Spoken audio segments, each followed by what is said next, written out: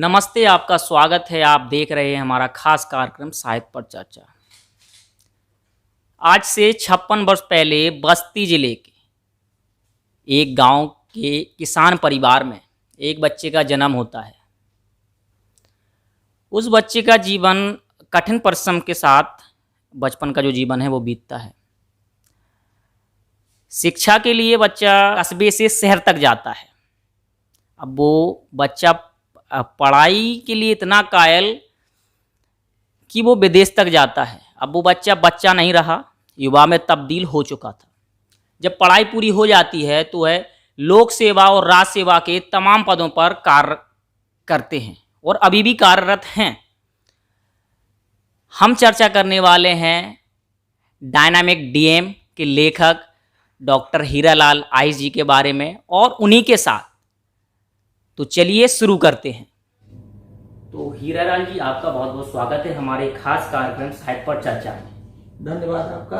आप झांसी से यहाँ लखनऊ आए और इस किताब पर चर्चा करने के लिए, इसके लिए मैं आपका हृदय से आभारी हूँ। जब हम आपकी बायोग्राफी पढ़ते हैं तो एक आपकी बायोग्राफी में किस्सा नज़र आता है मिट्टी के तेल का, और मिट्टी के तेल के लिए आपने बड़ी जद्दोजहद तरीके से मेहनत की है। क्या रहा वो, मतलब क्या रही वो घटनाएं जो बड़ी समस्या पैदा की मिट्टी के तेल? देखिए, गांव में लाइट तो थी नहीं, तो जो उस समय जो लाइट थी वो मिट्टी के तेल से ही लाइट होता था।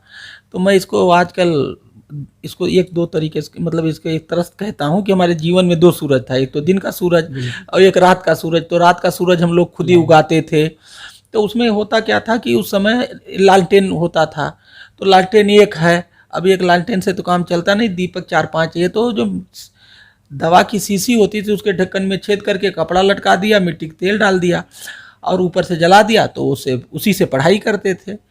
लेकिन जो उस समय मिट्टी का तेल था वो फेयर प्राइस शॉप पे, ये दुकान पे मिलता था। तो कभी पूरा तो मिलता, 5 लीटर मिलना चाहिए एक परिवार को, तो कभी 2 मिला, कभी 3 मिला, और कभी कभी 3-3 महीना मिलता नहीं था। और रोशनी तो रोज चाहिए। तो हम लोग वही जो राशन की दुकान पे मान लीजिए 5 रुपया लीटर मिलता था, बाहर जब ब्लैक में लेना पड़ता था तो 15 रुपया 20 रुपया लीटर मिलता था। तो हम लोग ब्लैक में लेते थे। अब पैसा ज़्यादा लग रहा है, इंतजाम करना है, तो 2-3 दिन इंतजाम करने में लग जाता था।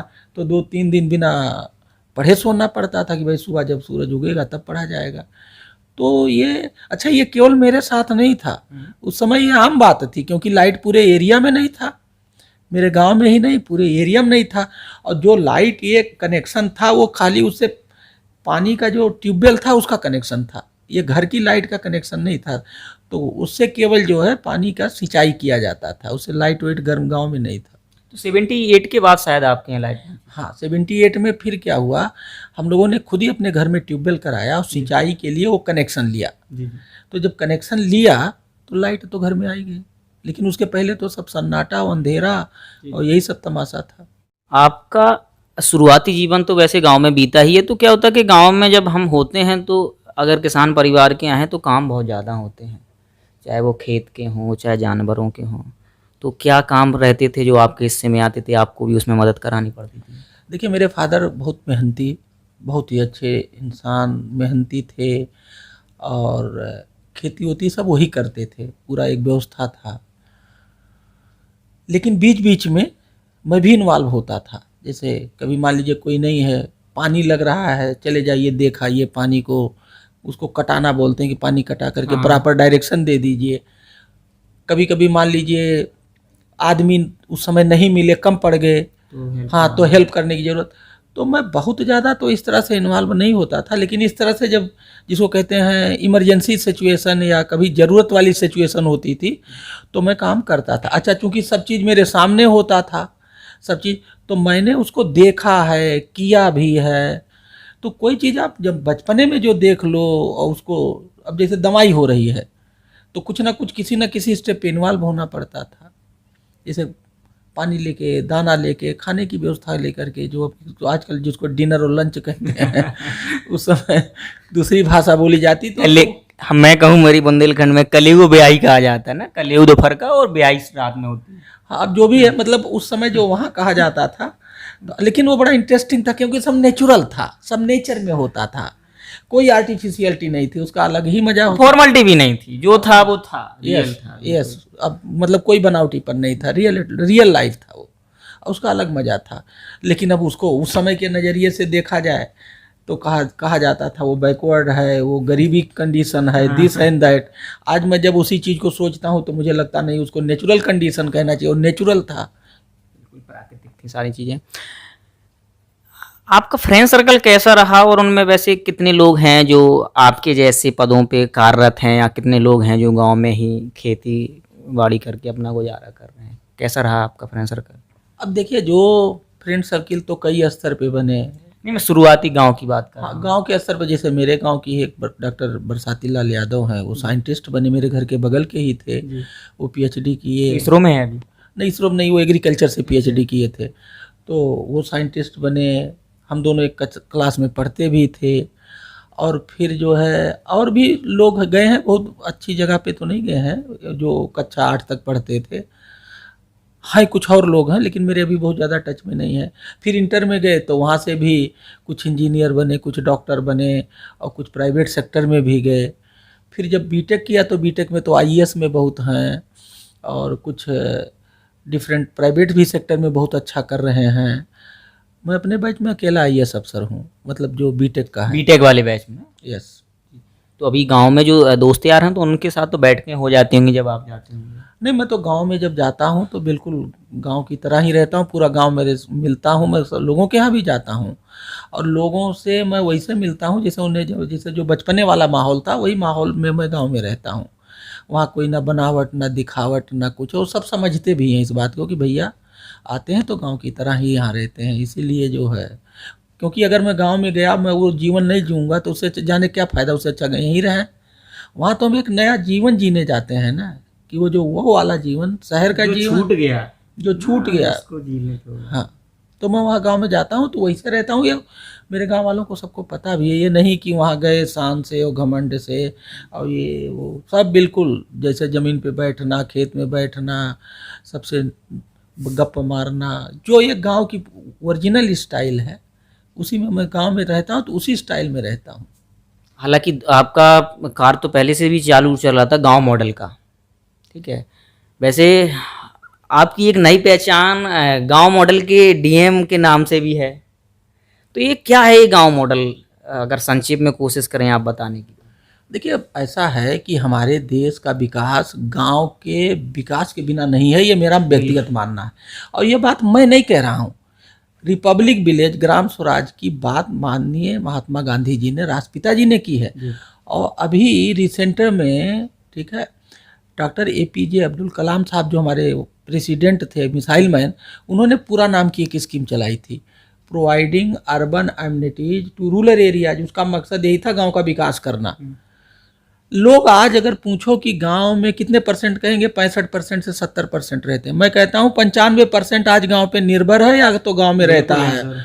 आप शहर में रहते हो, आपका दूध कहाँ से आता है, सब्जी कहाँ से आता है, खाने का सामान कहाँ से आता है, और हवा कहाँ से आती है, अगल बगल के गांव से। और यहाँ जो 30% गांव से लोग आकर के बस रहे हैं, वो कहाँ से आए हैं? जैसे मुझे आप क्या मानेंगे, शहरी या देहाती? मैं तो अपने को देहाती मानता हूँ, भले शहर में। तो जैसे कोई नौकरी करने आया है, कोई रोजगार करने आया है, और जो बड़े बड़े लोग हैं उनका फार्म हाउस है, वो तो सप्ताह में एक दिन अपने फार्म हाउस, तो सबसे बड़े खेती वाले हैं, वो तो ऑर्गेनिक फूड खाते हैं। तो मैं इस बिनाए पर मैं कहता हूँ पंचायत तो इनका विकास करना। तो जो बांदा में हमने काम किया, उससे क्रॉप प्रोडक्टिविटी 18.5% बढ़ी, मेल न्यूट्रिशन घटा, पानी बढ़ा, जेल नंबर हुआ। तो ये जो हुआ हर गांव में हुआ, पूरे बांदा का जो भी मॉडल बना, कोई कम बना, कोई ज़्यादा बना। मॉडल की बात जब हम करते हैं तो हमें जब कोई मकान बन गया, रोड बन गया, उसी को लोग समझते हैं यही विकास है। और मान लीजिए किसी का दिमाग पलट दिया हमने समझा के, वो चोरी करता था और उसको मैंने समझाया, वो चोरी बंद कर दिया। कोई पढ़ता नहीं था, हमने समझाया, उसको पढ़ना आ गया। किसी की आदत गलत थी, समझाया, उसने आदत गलत छोड़ दी। तो ये जो सॉफ्टवेयर ठीक हम लोग किए थे, करते हैं, वो सबसे बड़ी ताकत। लेकिन वो दिखता नहीं, इसलिए लोग उसका महत्व नहीं देखते हैं। तो हमने ये जो बांदा के, जो आप अभी कह रहे हो कि बांदा के लोग मुझे जानते हैं मानते हैं, मैंने बांदा के हर आदमी के सॉफ्टवेयर को मैंने ठीक किया, समझा बुझा के। मैं वहाँ 18 घंटे मेहनत करता था, खूब मेहनत करता था, लोगों से मिलता था। तो जो ये लोगों के दिमाग को परिवर्तित किया, इसको कहते हैं SBCC, social behavioural change communication. उससे लोगों की जो समझ पैदा हुई, जैसे लोग वहाँ बहुत निराश थे, अरे यहाँ कुछ नहीं हो सकता है, बाधा पिछड़ा है और दिस दैट। हमने जब ये सारे काम किए तो सबका मनोबल ये हो गया और निराशा खत्म, अरे यहाँ सब कुछ हो सकता है, देखो ये हो तो रहा है, प्रयास तो करें। हाँ प्रयास तो करें। तो ये जो मॉडल गांव है, जो वहाँ सारे प्रयास हुए, उसी को इकट्ठा करके हमारे एक मित्र हैं मुनीजी, नाबार्ड के रिटायर्ड CGM है, वो चला रहे हैं कि जो काम बांदा में हुआ वही पूरे प्रदेश में हो, देश में हो, विदेश में हो, ऑनलाइन टेक्नोलॉजी के साथ। मैं उसका ऑनरेरी मेंटर हूँ क्योंकि बांदा में हमने किया। तो उसका काम यही है, लोगों को ऑनलाइन हम विलेज मैनिफेस्टो बनवाते हैं, पहला काम करते हैं, और उसमें 25 मुद्दे हैं विकास के, वो बताते हैं, विकास क्या है ये बताते हैं, विकास के मुद्दे क्या है ये बताते हैं, और विकास की भूख पैदा करते हैं, ये पहला काम। दूसरा, गांव में जो अच्छे लोग हैं, वो अच्छे लोगों को चेंज मेकर बनाते हैं, उनको नॉलेज देते हैं, नॉलेज इज पावर, हम उन्हें एम्पावर करते हैं, शक्तिशाली बनाते हैं नॉलेज देके, और वो इस पूरे सिस्टम को ड्राइव करते हैं। और तीसरा पॉइंट है, गांव के एग्री को एग्री बिजनेस में कन्वर्ट। खेती नहीं करना चाहिए, खेती घाटे का सौदा है, तो क्या करना चाहिए, एग्री बिजनेस करो जिससे वो मुनाफे में बदले। तो ये जो है village manifesto, change maker and FPO FPC, 3 part से हम लोग ऑनलाइन, ये हम वहाँ से हटने के बाद ये काम शुरू हुआ, 1 जनवरी 21 में शुरू हुआ, और इसको लोग बहुत पसंद करते हैं। लेकिन ये मैं नहीं कह रहा हूँ ये मेरा काम है, ये मेरा काम नहीं है, ये महात्मा गांधी जी का काम है, अब्दुल कलाम आज़ाद साहब का काम है।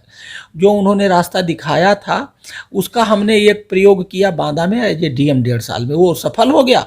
अब उसी को हम लोग ये मॉडल गाँव के रूप में रिप्लीकेट कर रहे हैं। तो ये कुछ नया है नहीं है, हम डींग मार रहे हैं, ये हमने तीर मार दिया। हमने बताया ना कि मेरी पकड़ प्रैक्टिकल करने में है, प्रैक्टिकल करके मैं ज़मीन पे उतार दे दूंगा, ये मेरी कॉन्फिडेंस है, तो वही कर रहा हूँ। वो भी वही मॉडल गांव का कॉन्सेप्ट है और खूब पॉपुलर है। नीति आयोग ने तारीफ किया, जो सुनता है। आज तक मॉडल गांव के कॉन्सेप्ट को लेके या मॉडल गांव पे कोई भी एडवर्स कमेंट नहीं आया, सभी कहते हैं बहुत अच्छा है और इसको आगे बढ़ना चाहिए, और बहुत पॉपुलर हुआ है। जी, चर्चित तो है, क्योंकि आप अगर गांव मॉडल जैसे कुछ भी वर्ड आप डाल देते हैं गूगल पे, तो सीधा आपका प्रोफाइल, आपसे संबंधित जो भी जानकारी, अखबारों की कटिंग, तमाम वेबसाइट खुल जाती हैं आपके मॉडल से संबंधित।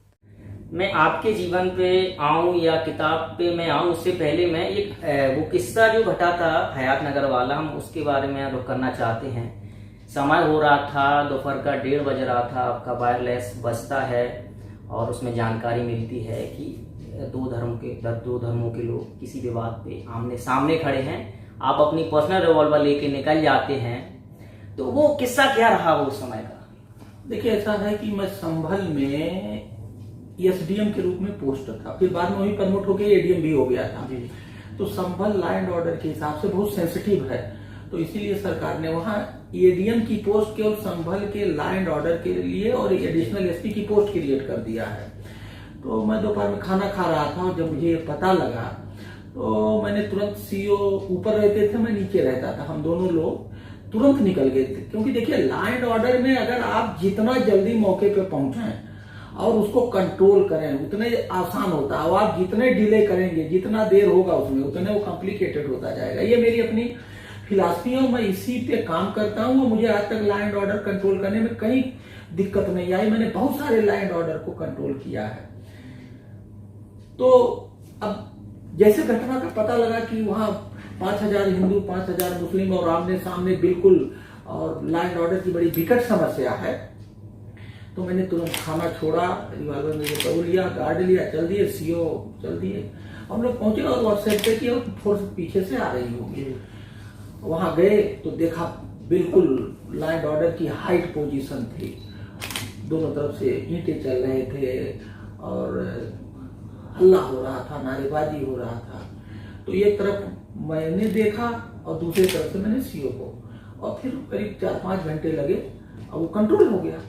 देखिए, लॉ एंड ऑर्डर आपके विश्वास पे होता है। जब हम वहाँ मौके पर पहुँचते हैं तो सबको ये समझ में आ जाता है कि SDM साहब आ गए हैं, और ये किसी की नहीं सुनते हैं, जो सही होता है उसकी सुनते हैं। ये मेरी विश्वसनीयता थी और यही विश्वास लैंड ऑर्डर में काम आता है और उसी से मैं काम करता हूँ। घटना क्या हुई थी जब इतना विवाद हुआ था? घटना वहाँ एक कब्रिस्तान था, उसी कब्रिस्तान के जमीन को लेकर के हिंदू पक्ष, कुछ बगल में हिंदू पक्ष की जमीन थी, तो उस कब्रिस्तान में जमीन को लेकर के कुछ खुदाई उदाई कर रहे थे और वहीं पे वो घटना उसी को लेके हुआ था।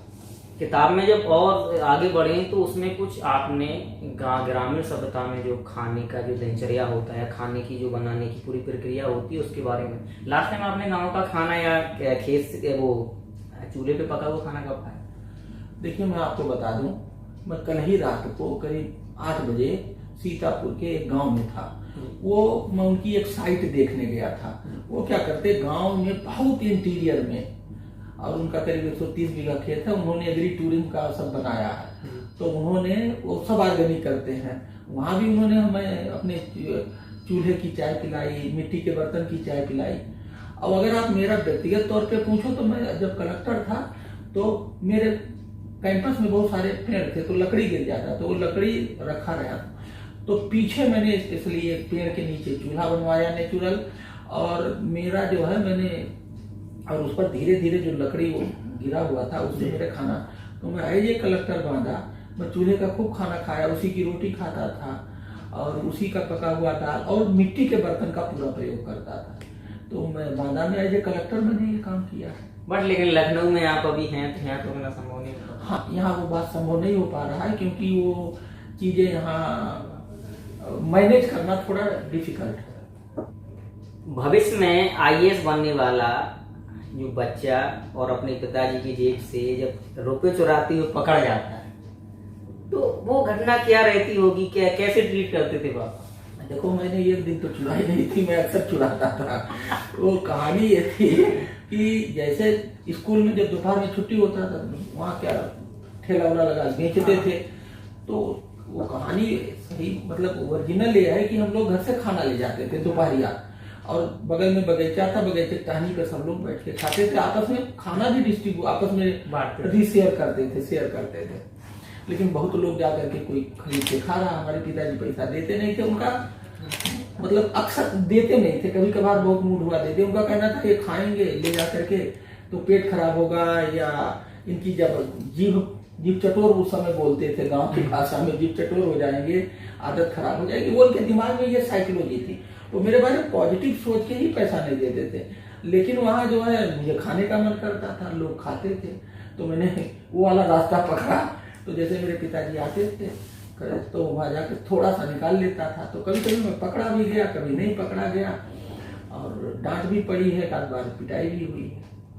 जी आपने सही कहा, क्योंकि शुरुआत इससे पहले के समय में हम जाएं तो पॉकेट मनी का ऐसा कोई नियम नहीं चलता था। यस, पॉकेट मनी का नियम नहीं था, जब मनी था ही नहीं तो पॉकेट मनी कहाँ चलेगा। मतलब पैसे का इनकम और जो पैसे की बढ़ोतरी तो इधर 20 साल में हुई ना। जो हमारा जमाना था उस समय तो खाने की, हमारे गांव में एक परिवार ऐसा था 4-5 लोग थे, दिन भर काम करते तो शाम को जो मिलता था उसी से खाते थे। वो गरीबी को भी मैंने अपने आंखों से देखा है और महसूस किया है। तो पॉकेट मनी का कंसेप्ट उस समय ऐसा मुझे भी लगता है नहीं था, क्योंकि पैसा ही था ही नहीं, तो पॉकेट मनी कहाँ से आएगी जब ही नहीं है। क्लास 9th में आप बस्ती के राजकीय इंटर कॉलेज में आप पहुंच जाते हैं। वो कौन सी परीक्षा थी जो आपने उस परीक्षा को पास किया और जिसमें आपको छात्रवृत्ति मिली, हॉस्टल की सुविधा मिली और सीधा आप गांव से शहर पहुंच गए? देखिए वो एक स्कीम थी उस समय, उसका नाम था एकीकृत छात्रवृत्ति परीक्षा।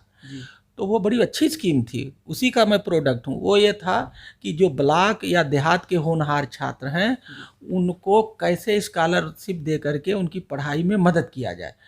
तो एक इम्तहान होता था और हर ब्लॉक से एक बच्चा जो टॉपर होता था लिया जाता, ब्लॉक से लिया जाता था? एक ब्लॉक से एक बच्चा, मतलब जिले से 5-6 4 या 5 ब्लॉक होते हैं? हाँ नहीं, जिलों में उस समय 32 ब्लॉक थे बस्ती में। अच्छा। वो बस्ती जब मैं था तो बस्ती था, उसी के बाद फिर टूट के सिद्धार्थ नगर बना और संत कबीर नगर बना।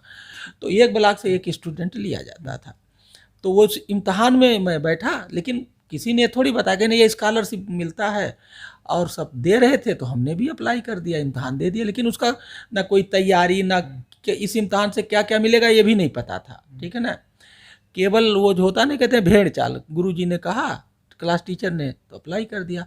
लेकिन वही मेरे लिए वरदान साबित हुआ। जब मेरा एडमिशन नहीं हो रहा था और हम लोग बहुत परेशान थे, तो यही एकीकृत छात्रवृत्ति परीक्षा का जो रिजल्ट है, यही सूरज बन के मेरी ज़िंदगी में आया और मैं इसमें पास हुआ। तो मुझे एडमिशन भी मिला, 100 रुपया स्कॉलरशिप भी मिला और हॉस्टल भी मिला, और 9 से 12 तक मेरा एक रास्ता बना लाइफ का। 12वीं में आपने क्लास में तीसरा स्थान प्राप्त किया। इसके बाद आपने एंट्रेंस एग्ज़ाम दिया इंजीनियरिंग के लिए, जिसमें शायद आपका नहीं हुआ। आप इलाहाबाद विश्वविद्यालय चले गए बीएससी फिजिक्स, मैथ और केमिस्ट्री से करने के लिए। फिर अपनी स्वेच्छा के अनुसार आपने छोड़ दिया, घर वालों को मालूम भी नहीं हुआ। क्या रही वो पूरी घटना? मतलब कुछ कहा नहीं घर वालों ने क्यों छोड़ दिया बिना बताए? नहीं, घर वालों को तो पता ही नहीं था कि हमने छोड़ दिया। ये तो हमने एक रिस्क लिया, और हम वहाँ जब गए तो हम 2-3 महीना क्लास करते रहे, फिजिक्स केमिस्ट्री मैथ का, इलाहाबाद यूनिवर्सिटी का, और इधर कोचिंग भी करते रहे। लेकिन हमारा उद्देश्य बीएससी तो था नहीं, हमारा उद्देश्य तो था इंजीनियरिंग का, क्योंकि हम झटका खाए थे कि हमें इंजीनियरिंग करना है। तो फिर 2-3 महीना देखा कि मान लीजिए दोनों जब हम साथ नहीं चला पाए, तो हमारा उद्देश्य प्रथम क्या था? वो था आपका इंजीनियरिंग करना। तो हमने उसको छोड़ा और हमारा उसमें रिजल्ट भी आ गया। घर वालों को पता भी नहीं था, तो जब रिजल्ट आ गया तब बताया कि हमने बीएससी छोड़ दिया है। तो उस समय हमारे पास रिजल्ट था, तो हमारा तो जो हमने रिस्क लिया था वो कामयाब था, इसलिए हमें किसी को कुछ कहने का मौका नहीं मिला ना। सब खुश हो गए होंगे बिल्कुल। हाँ, नेचुरल सी बात है जी। 1994 में पहली बार आप एसडीएम पद पे, या कहें कि पीसीएस के किसी पद पर आप कार्यरत हुए। तो क्या रही मतलब उस दौर की कहानी, एग्ज़ाम देने के बाद सीधा? देखिए, ऐसा है कि जब शुरू शुरू में आदमी आता है तो उसमें एक जोश होता है, उसमें कुछ कर गुजरने की बड़ी तीव्रता होती है, और वो सपने देखता है। तो वही सपने मैं भी देख रहा था, और पावर का नशा भी होता है। ये भी मैं बताऊं कि हम बड़े पावरफुल हैं, हम बड़े शक्तिशाली हैं, और हमारे अंदर हमें कुछ जो करना है समाज के लिए, जो मतलब आम जनता समझती वो है। तो हमें भी नशा था। तो लोगों को नशा होता है, उसको मिसयूज करते हैं। हमने उसको जनता की भलाई में यूज किया। क्यों? हम गांव के रहने वाले थे, हमने सब कुछ देखा था। तो मुझे वही था कि भाई ये सब किसी के सामने ना आए, इसको रोकना है। तो मैं गांव में चौपाल लगाता था। उस समय चौपाल की ये मेरा अपना प्रोग्राम था।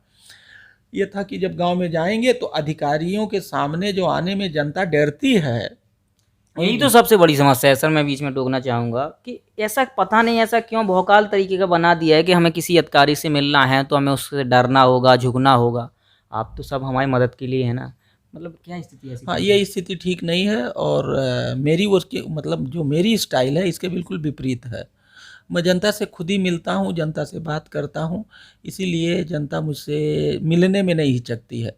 लेकिन ये आपकी बात सही है, और ये मैंने भी महसूस किया है कि आम जनता और मतलब अधिकारियों के बीच एक गैप है जो कि नहीं होना चाहिए, और इसको तोड़ने के लिए हर प्रयास करना चाहिए। जनता, हम नौकरी में बॉस नहीं है जो हम समझते हैं, या जो है हम बाप हैं। हमारा व्यवहार बाप जैसे होना चाहिए, बॉस जैसे नहीं होना चाहिए। जी। जब आप बॉस जैसे व्यवहार करोगे तो आदमी डरेगा, अपनी बात नहीं कह पाएगा। और जब आप बाप जैसा व्यवहार करोगे तो वो आपसे सब बात कह रखेगा, और आप उसकी बात को समझ के उसकी समस्या हल करो। तो बॉस जैसा व्यवहार नहीं होना चाहिए, बाप जैसा व्यवहार होना चाहिए हर अधिकारी का। जी। पहला जिला कौन सा मिला था पीसीएस में आपको? हम पहले तो प्रोबेशन में सुल्तानपुर में थे, उसके बाद ट्रेनिंग कंप्लीट होने के बाद में नैनीताल में मेरी पोस्टिंग हुई थी। वैसे ये जो अभी अंश चल रहे हैं किताब से ही शुरू हो गए हैं, और जब आप पहली बार 2018 में शायद डीएम के तौर पे, जब आप पहली बार 2018 में डीएम के तौर पे बांदा में कार्यरत हुए, तो मुख्य समस्याओं में से सबसे बड़ी समस्या वहाँ थी पानी की, जिसके लिए आपने कई अथक प्रयास किए। तो आपने जब उस समय इस पे रिसर्च की होगी या जानकारी उपलब्ध कराई होगी अपनी टीम से या आपने खुद से, तो मतलब क्या समस्याएं निकल के आई कि जो पानी की एक मुख्य समस्या बांदा की नहीं पूरे बुंदेलखंड की बन गई है? देखिए, पानी की समस्या मुख्य रूप से क्या है,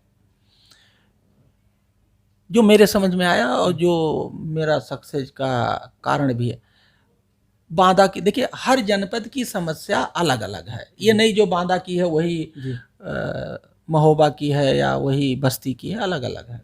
वहाँ समस्या क्या था, वहाँ पहले ज़माने में पानी कुआं तालाब नदी से करते थे। कुआं वहाँ 7800 था, बढ़िया बढ़िया कुआं, वो सब खराब स्थिति में पड़े थे, वीरान।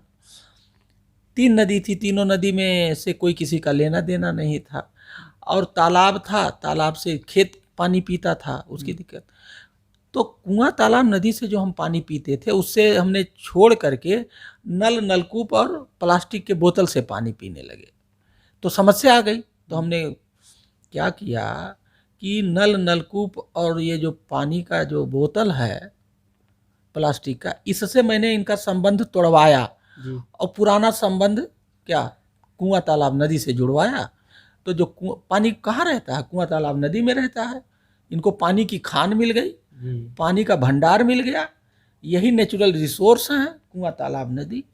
और पूरे जनपद के 8 ब्लॉकों में मैंने काम किया, ये नहीं कि केवल एक ब्लॉक एक गांव में किया। हमारे काम की खूबसूरती यही है कि जो भी हमने काम किया पूरे जिले में एक साथ किया और पूरे जिले में एक साथ सफलता मिली। तो बस बहुत सिंपल है। हम कहते थे लोगों के दिल दिमाग में कुआं तालाब खोदना चाहते हैं, मौके पर कुआं तालाब नदी खुदे ना खुदे ये मेरे लिए बहुत मायने नहीं रखता। मैं लोगों के दिल में, दिमाग में, सोच में, खून में, शरीर में कुआं तालाब खोदना चाहता हूँ। एक बार लोगों के मन में बस गया कुआं तालाब नदी तो मौके पर खोदेंगे ही। तो हमने लोगों के दिल और दिमाग में कुआं तालाब नदी बसा दिया, उससे प्यार करने लगे, उनका अपनत्व हो गया। जब प्यार करेगा, अपनत्व हो जाएगा तो उसकी सुरक्षा करेगा, रक्षा करेगा, रखवाली करेगा। तो कुआं जो गड़बड़ थे उसको पुता दिए, कुएं की सफाई करा दिए, फिर कुएं में पानी के लिए वाटर कंजर्वेशन करने लगे। जब एक बार किसी से प्यार होता है ना तो उसका हर तरह से वो ध्यान रखता है। ऐसे 3 नदी थी, उसके किनारे 130 गांव थे, कोई गंदा सामान नहीं फेंकता था। अभियान चलाया और उसके प्रति उनके मन में एक भाव पैदा होने लगा कि अच्छी यही पानी मेरा जीवन है। तो इस तरह से हमने 20-22 इवेंट किए और पूरे जनपद में वो सारे इवेंट एक साथ करते थे। तो सबको धीरे धीरे ये लगा कि भाई जो 50 साल की मेरी समस्या है पानी की, ये कलेक्टर साहब दिल से उसको हल करना चाहते हैं। तो लोगों ने मेरा खूब साथ दिया और लोग पानी बचाए, मैं नहीं बचाया। मैं तो उनसे बताता था कि पानी ऐसे बचेगा, ये करो। वो ऐसे वैसे करते गए, मेरे में उनका विश्वास था, मैंने उनका विश्वास जीता। पानी का वाटर टेबल बढ़ता गया और क्रॉप प्रोडक्टिविटी एक करीब 18.5% बढ़ गया। जी, ये तो बात सही है, पूरा बांदा आज भी आपका लोहा मानता है। ठीक है, अब अगला जैसे हम किताब के और आगे पढ़ते हैं तो आपने उसमें जिक्र किया है कि आपने 2019 की लोकसभा चुनाव में आपने संकल्प लिया कि बांदा से 90% प्लस यहाँ से वोट गिरना चाहिए, जिसके लिए आपने कई प्रकार की योजनाएं बनाई और उनको ग्राउंड पर उनको रन किया। तो कितना संभव हो पाया था, उनका आकलन कैसे मतलब हो पाया था 90%?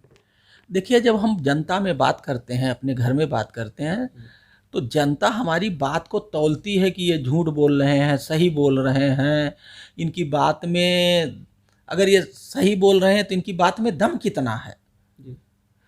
तो अगर आप जनता को लॉजिकल तरीके से, तार्किक तरीके से, सबूत से कोई बात समझा दो तो जनता आपकी बात मानती है, क्योंकि जो हम काम करते हैं वो जनता की भलाई के लिए करते हैं, तो हमारी बात वो क्यों नहीं मानेगी। तो हम लोगों ने क्या किया, हम लोगों ने एक रिसर्च किया लोकसभा के चुनाव में कि बूथ पे सबसे ज़्यादा वोटिंग कहाँ हुई है।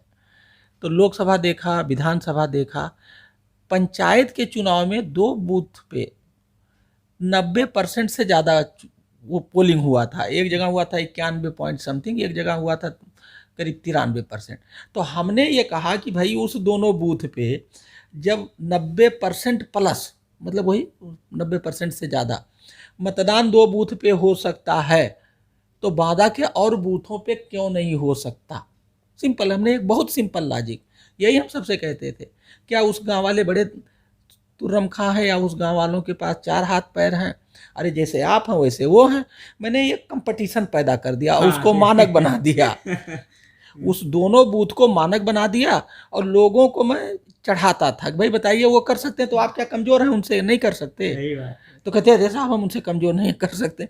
मतलब एक पॉजिटिव कंपटीशन विथ लॉजिक तैयार किया और इस बात को डेवलप करने के लिए बहुत सारे इवेंट किए, ब्रांड एम्बेसडर बनाए, कल्चरल एक्टिविटी का सहारा लिया और बहुत सारे एनजीओ, एडीआर जो इस देश की सबसे बड़ी ऑर्गेनाइजेशन है चुनाव की, उसका सहारा लिया, एनजीओ का सहारा लिया, पूरे टीम का सहारा लिया, आम जनता का सहारा लिया, जनप्रतिनिधियों का सहारा लिया, पुलिस किसी को नहीं छोड़ा, एक जश्न में कन्वर्ट कर दिया। और उसका रिजल्ट ये रहा कि जब 25 अप्रैल को माननीय प्रधानमंत्री जी आए तो उनको कहीं से पता लगा तो हमारी तारीफ शुरू किए, तारीफ से ही अपना भाषण शुरू किए, करीब 1.5 से 2 मिनट तक तारीफ किए और उसका हमने रिजल्ट भी दिखाया। हमारा 10.5% गर्मी में लोकसभा के सबसे कठिन चुनाव में परसेंटेज बढ़ा, हमें इनाम भी मिला। तो कोई काम अगर मन से, अच्छी नीयत से, अच्छी सोच से करो तो सफलता मिलती है। मैं वहाँ एज ए डीएम नहीं काम करता था, मैं बॉस नहीं था, बाप था। मेरा जो सोचने का तरीका था वो बॉस का नहीं था, वो एक बाप की तरह की। मैं उस बांदा जिले का जो एक परिवार है मैं उसका बाप हूँ और मेरा सबको हंसाना, सबको धनी बनाना, सबकी इनकम बढ़ाना, सबकी खुशहाली बढ़ाना, ये मेरा एज ए बाप दायित्व है। तो मैं अपना दायित्व निभाता था, मैं बॉसगिरी नहीं करता था। वो मेरे जहन में, मेरे पर्सनालिटी में, मेरे स्टाइल में ही नहीं है बॉसगिरी। अगला सवाल हमारे आपके पारिवारिक जीवन से है। आपकी जो वाइफ हैं मैम, अब वो क्या करती हैं, मतलब गृहस्थ जीवन है कि वो भी कुछ है? नहीं, मेरी वाइफ डॉक्टर हैं, वो किंग जॉर्ज मेडिकल कॉलेज से MBBS DGO हैं, वो भी PMS में है और लेवल 4 में जो CMO रैंक होता है ज़िले में उसी रैंक में है और यहीं लखनऊ में पोस्टेड हैं। और बच्चे कितने बड़े हैं, क्या करते हैं? मेरा एक बेटा है, इंजीनियर है अमेरिका में, एक बेटी है, वो MBBS कर रही है। बच्चे दोनों ठीक हैं, पढ़ने में अच्छे हैं, बहुत अच्छे। जब पापा इतने पढ़ाकू हैं तो बच्चे तो होंगे ही सर। नहीं, ऐसा कभी कभी नहीं देखने, लेकिन ठीक है, अच्छा है ऊपर वाले का। जैसे कई होता है ना कि जैसे कई फैमिली के जो मेंबर्स होते हैं वो पढ़ने में अच्छे हैं, पता चला कि बच्चे अपनी दूसरी एक्टिविटी में कुछ करना, तो ऐसा महसूस नहीं हुआ कि वो और कुछ करना चाहते थे? नहीं, ऐसा वो तो नहीं, वो जो करना चाहते थे वही किए। अच्छा। जैसे मैं चाहता था बेटे को कि वो सिविल सर्विसेज में आए और उसने कहा नहीं मुझे उधर जाना है प्राइवेट की तरफ, तो जा कर के बीटेक किया, अमेरिका से मास्टर किया, अच्छी यूनिवर्सिटी से किया, वहीं बहुत अच्छा जॉब कर रहा है without any gap. He is doing very good. और लड़की मम्मी पे गई है? हाँ, लड़की मैं इंजीनियरिंग बैकग्राउंड से है, बेटा इंजीनियरिंग। और हाँ, यस, बिल्कुल आपकी बात सही है। चलिए, आपसे चर्चा बिल्कुल सुखद हुई है और मैं दर्शकों को एक जानकारी दे दूं कि अभी हम चर्चा कर रहे थे जो कि डायनामिक डीएम, और हालांकि इस पे एक मेरा क्वेश्चन छूट गया है। मैं अपनी बात रखने से पहले सर मैं एक क्वेश्चन और पूछना चाहता हूं। एक डीएम से डायनामिक डीएम बनने की कहानी तो फिलहाल मैं तो समझ गया हूं क्योंकि चर्चा की किताब पढ़ी। आप कोशिश करें कि संक्षेप में बता दें आप दर्शकों को, जो आसानी से समझ पाएँ कि डीएम तो अधिकतर लोग होते हैं, हर ज़िले में होते हैं, आप कैसे डायनामिक डीएम बन गए? डायनेमिक का मतलब है भाग दौड़ करते रहो। और भाग दौड़ आप कब करोगे? जब आप, अब भाग दौड़ करते क्यों हो, कैसे करोगे भाग दौड़? जब करोगे जब आपको जनता का दर्द होगा। हमारे अंदर जनता का दर्द है कि जनता को जो चाहिए हमें उसको देना है। तो जब उसको देना है तो भाग दौड़ तो करना पड़ेगा। बैठे रहेंगे, मेहनत नहीं करेंगे तो नहीं होगा ना। तो नौकरी सबको चाहिए, सबकी इनकम बढ़नी चाहिए, स्टूडेंट की समस्या हल होनी चाहिए, कर्मचारी की समस्या हल होनी चाहिए। मैं किसी भी ज़िले में कहीं जाता हूं तो सबसे पहले मैं अपने कर्मचारी की समस्या 1 सप्ताह में हल कर देता हूं। उनकी क्या समस्या है, अभियान चला के हल। अब हमारा कर्मचारी खुश हो जाता है कि देखिए कोई तो अधिकारी आया जो हमारे लिए सोचता है। तो फिर हम उनको उनकी समस्या तैयार कर हल कर दिए उनको। अब वो तैयार हो गए लड़ाई करने के लिए, जन सेवा के लिए। फिर हमारी पूरी, और मैं टीम के साथ काम करता हूँ। तो जब आप अपने लोगों की समस्याओं को हल करने के लिए बीड़ा उठा लोगे कि नहीं इसको हल किया जाए, कम किया जाए, तो आपको भाग दौड़ करना पड़ेगा, डायनेमिक होना पड़ेगा। बैठ के और रुक के तो होगा नहीं, कहानी यही है।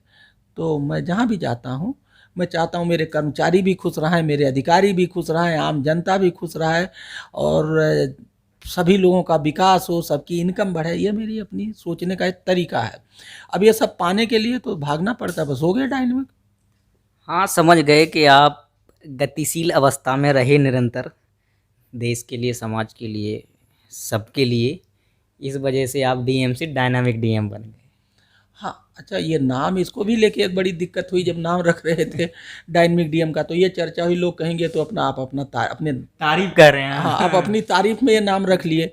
तो बाकायदे चैप्टर नंबर 3 में हम लोगों ने कारण लिखा कि ये डायनेमिक डीएम का नाम इस किताब का मेरी तारीफ में नहीं है, उसके पीछे जो कहानी है चैप्टर नंबर 3 की शुरुआत भी बुंदेलखंड। हाँ, एक न्यूज था, उसने इस पर न्यूज चलाई थी, वहाँ से ये नाम कॉइन हुआ और सारे सबूत सहित हमने दिया हुआ है हाँ, इसमें सारे स्क्रीनशॉट। ये मैंने अपने तारीफ में नहीं लिखा है और ना ये मेरे तारीफ में नाम है। ये जो है इसकी एक नाम रखने के पीछे भी एक कहानी है, एक स्टोरी है जो चैप्टर नंबर 3 के शुरुआत में दिया गया है, लिखा है क्यों रखा गया डायनेमिक डीएम नाम। हालांकि कोशिश तो की गई है कि जो चर्चा हुई है उसमें अधिकतर चीज़ें कवर कर ली गई हैं, लेकिन फिर भी किसी भी साक्षात्कार के बाद बहुत सी चीज़ें छूट जाती हैं, क्योंकि किसी की सालों की संघर्ष की कहानी को आप कोशिश भी कर लें आप तो 1 घंटे 1.5 घंटे में कवर नहीं कर सकते हैं, कुछ ना कुछ छूट जाता है। तो वो अगली मुलाकात के लिए बचा हुआ रहता है। तो जब भी अगली दोबारा मुलाकात होगी हीरालाल जी से, तो आगे के जो भी प्रश्न बनेंगे वो पूछ लिए जाएंगे। हम इससे पहले चर्चा के अंत से पहले हम किताब के बारे में बता दें, इससे पहले हम एक वीडियो इसके बारे में बना चुके हैं। एक किताब आपको आसानी से अमेज़न पर, फ्लिपकार्ट पे, ऑनलाइन प्लेटफॉर्म पे उपलब्ध हो जाएगी और कुछ दिनों में एक सबसे बड़ी सुविधा आप सबके बीच आने वाली है। अगर आप ऐसे क्षेत्र से हैं जहां नहीं परचेज कर पा रहे हैं, कोई समस्या आ रही है या नहीं उपलब्ध हो पा रही है आपके आसपास, तो देश की कोशिश ये है कि देश की जो यूनिवर्सिटीज़ हैं उनकी जो सेंट्रल लाइब्रेरी संचालित हो रही हैं, अभी चर्चा के दौरान ये क्लियर हो गया है, ये किताब वहाँ उपलब्ध करा दी जाएंगी। अगर आप उस यूनिवर्सिटी के छात्र हैं तो आप यूनिवर्सिटी से पढ़ के आप वहाँ जमा कर दें, जिससे अधिकतर लोगों सबके पास ये किताब पहुँच सके। फिलहाल तो ये किताब सबके लिए है, लेकिन ख़ास तौर से जो सिविल सेवा में जाना चाहता है वो तो इसको मिस ना करे। तो आज की चर्चा का हम अंत यहीं करते हैं। तो धन्यवाद सर आपका, आपने समय दिया, क्योंकि आप अभी जिस पद पर हैं ये बड़ा व्यस्तता का काम है। नहीं, आपका भी धन्यवाद। और आपने किताब को पढ़ा और आप झांसी में एक 15 दिन किताब पढ़ने के बाद यहाँ लखनऊ आकर के और आप एक अच्छा प्रयास कर रहे हैं। जो आपने ये इंटरव्यू किया, इससे लोगों को किताब के बारे में पढ़ेगा, तो जब पढ़ेगा तो उसको सीखने को मिलेगा कि समाज में गवर्नेंस को कैसे किया जाए, कैसे सीखा जाए। गवर्नेंस हर परिवार में होता है। गवर्नेंस की जो सबसे छोटी इकाई है वो परिवार है। हम लोग परिवार में ही रहते हैं। तो जो सबको ये किताब पढ़ के परिवार का गवर्नेंस बढ़ाने के लिए पढ़ना चाहिए, उससे उसको सीखने को मिला। आपका भी शुक्रिया और धन्यवाद। जी धन्यवाद। तो मिलते हैं अब अगली चर्चा में किसी नए साहित्यकार से या लेखक से, तब तक के लिए धन्यवाद।